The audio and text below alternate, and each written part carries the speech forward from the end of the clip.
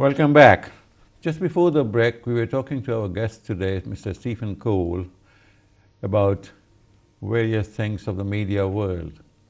As I told you before, that Stephen Cole has started a program which was a premier technology program called Click.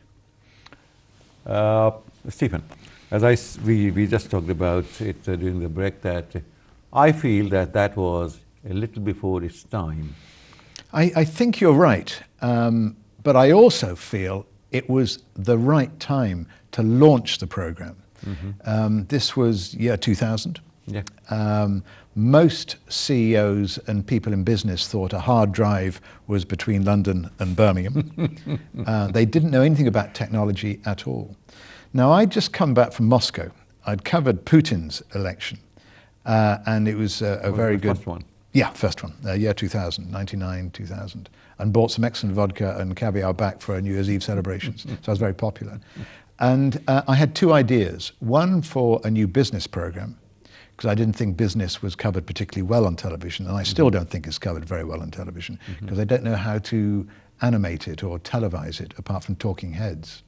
And television should not be about talking heads. And the other one I came up with was a technology show called Click Online. And they helped me with the title. I had Click, but I didn't have the online, and they said, oh, Click Online.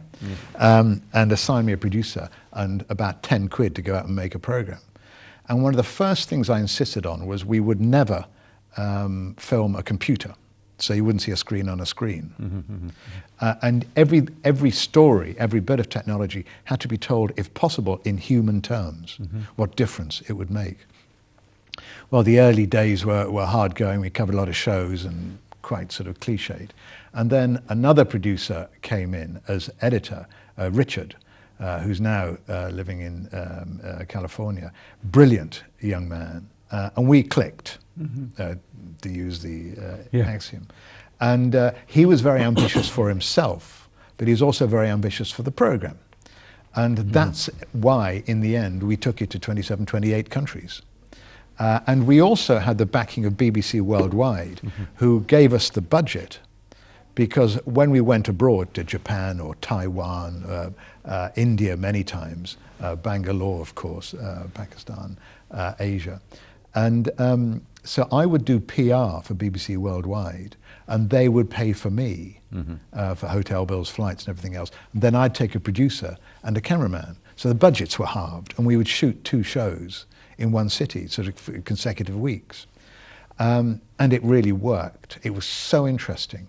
And it was a real test of my mental dexterity, because I had to learn long pieces of script, no autocue, and there were technical scripts. Right. Now, I am not a technical journalist. And so the skill, what I think I brought to it, was I would ask the stupid questions. Yeah. So how does this work? Well, what's band? What's the bandwidth? What do you mean? I mean, and so I was asking all the questions. Hopefully, again, as we were talking earlier about the audience would ask, but were too embarrassed to ask. But I wasn't too embarrassed to ask. And frequently, some of the other producers said, well, that was such a simple question. And I said, there's no such thing as a simple question. You know, it's the right question, because, you know, people don't know about this. You know about the millions who do not know. Yeah, not a thing, because this was year 2000. Now, 2017, everybody is, you know, so technical, and our children and our children's children. They are more technical than we are. Oh, of course they are. They're very clever, because it's normal. But it wasn't for our generation. And it isn't for many generations who are getting used to a mobile phone and what it's capable of, this mini computer. It was very exciting and really interesting. Meeting, I mean, Bill Gates I met sort of 3 times. And I used to interview him in Vegas in January. But one year, he didn't like my questions at all and chucked me out because I was asking about Microsoft's problems, especially with Europe, and then wouldn't talk to the BBC for 2 years. And then the next time I met him was in Davos, and I had Bill Gates on one side at a cocktail bar and Bill Clinton on the other side. So, you know, a bar with 2 Bills. You spent about 4 hours with them? Yeah. Oh, well, no, with Bill Clinton. We went to dinner because we were in Adelaide at the IT World Forum, and we launched it together.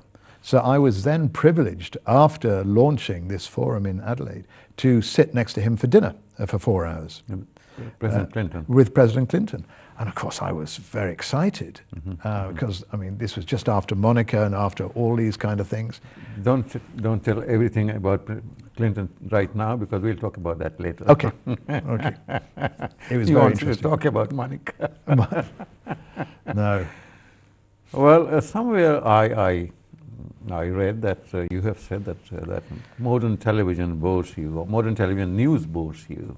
It's not interesting enough. No. Frequently, I think the story is decided at home. In the old days, I was at ITN on News at 10 for 3 years, and I think that was a time of brilliant television news, and I think international, and I also think ITN had the best television reporters as a group. They were all very natural and very good journalists. I remember the senior gentleman, Andrew Gardner. Andrew Gardner, yeah, of course. Sandy Gall, of course, did a lot in Afghanistan. Is the other chap, younger Gardner, is he his son? I don't know. A security person who got hurt in Saudi Arabia in a bomb attack. Frank. Frank Gardner, yeah. I don't know, you know. So he may well be related. But I don't. The only one is the author, Gerald Seymour, who is an ITN reporter, just brought out his latest book about cybercrime this week. And his son works in journalism. And also the ITN anchor, his son is a cameraman at Al Jazeera. So a lot of people's sons go into journalism after them. It's not that bad. It's not that bad a profession. Well, I think it's wonderful. I'm not sure now.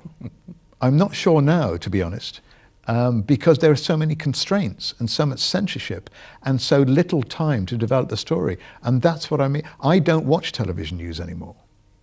And I don't listen to news anymore, which is a terrible indictment, I think. But I know what's involved in the compiling of that 24-hour news cycle. Because what people are hysterical about today is over by tomorrow. So all I read now is analysis and try and work out what is really happening, as opposed to daily hysteria.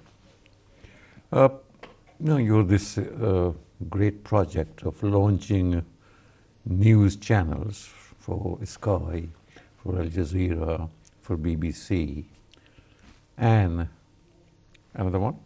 It was Sky, CNN International.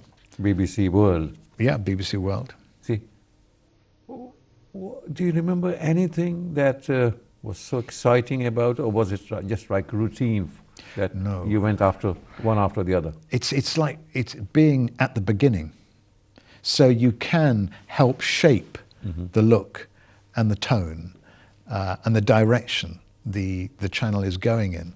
And that was very exciting. I mean, Sky was probably the most exciting because it had never been done before. And Murdoch bet the house on Sky News. And nobody was going to watch Sky News, an all news channel. And you've got to put this ugly great dish on your house. How common. No, this was not going to survive.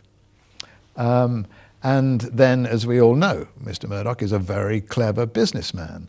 And, you know, all of the big sales of Fox and everything else at the moment, I think he's done it exactly the right time. And he caught the zeitgeist of 24-hour news in 1989. He saw which way it was going.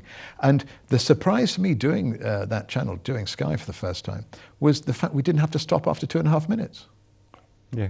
Suddenly, the whole channel, we got time to develop.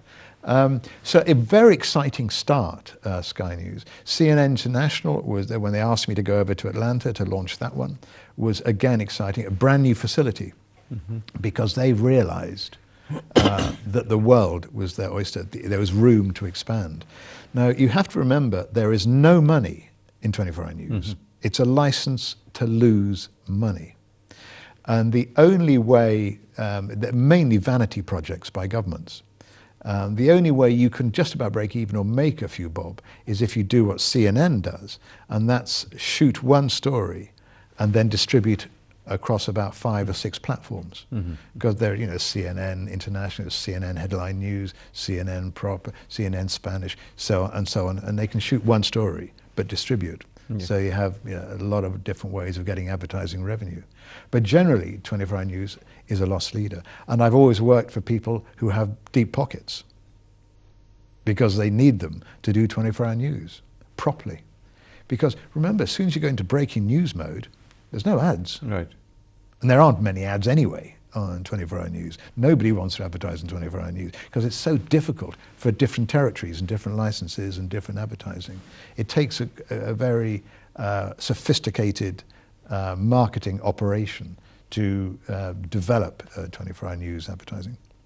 Having worked for BBC for quite some time and having launched Click, which gave you a completely different identity, you think that BBC News is not impartial?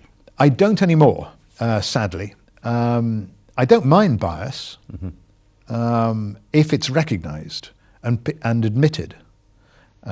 Fox News, it's a very, very good channel, and it obviously admits it's right-leaning and it's based, you know, at Republican supporters and viewers. Fine, that's not a problem. The machinery and the way it's developed and broadcast and compiled is extremely good, I think, very professional. BBC in the last few years has lost its way journalistically in terms of, I know it's a wild generalization, but the tone and the direction seems to be far more left-wing and far more unbalanced than it used to be. And I think they are in great danger of losing some credibility because of that. Because if you want, in this day and age, to have trusted sources, you have to be a trusted, independent source. And if your journalists are leaning all to the left, what about the millions of people on the right? Right.